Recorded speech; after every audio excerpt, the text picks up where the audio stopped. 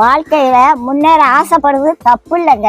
எதையாவது பண்ணி எப்படியாவது முன்னேறிடணும் அப்படிங்க நினைக்க கூடாது. அப்படி நினைச்சா ஏதாவது சிக்கல்ல மாட்டிக்கிடுவோம். கடவுள் உங்களை ஏற்ற வேலையில உயர்த்த வருங்க. சில பேரு எப்படியாவது காசு பணத்தை சம்பாதிச்சிடணும், அப்பதான் வயசான காலத்துல நிம்மதியா உட்காந்து சாப்பிடலான்னு நினைப்பாங்க.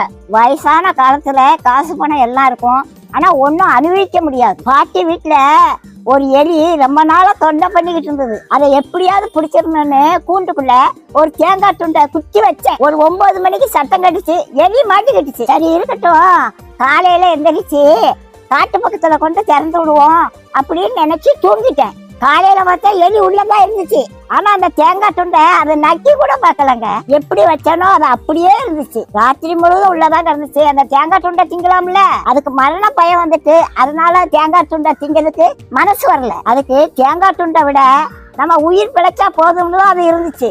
அதே மாதிரிதாங்க காசு பணத்தை சேர்த்து வச்சாங்க கடைசி காலத்துல ஒன்னையும் அனுபவிக்க மாட்டாங்க. லட்டை பார்த்த உடனே வாயில எச்சி வரும், ஆனா டாக்டர் சொன்னது ஞாபகத்துக்கு வரும், லட்டை தின்றாத சுகர் ஏறி போயிரும் அப்படின்னு சொல்லியிருக்காங்க. ஆசைப்பட்ட ஒரு லட்டை திங்க முடியல, காசு பணம் இருந்து என்ன செய்ய? கடவுளோட ஆசீர்வாதம் இருந்துச்சுன்னா கடைசி வரைக்கும் நல்லா சாப்பிடலாங்க.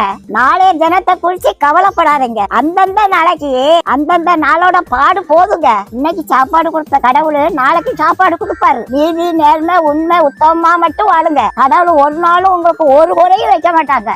நம்ம எப்படி சம்பாதிக்கோங்கிறத கடவுள் பார்த்துக்கிட்டே இருக்காருங்க.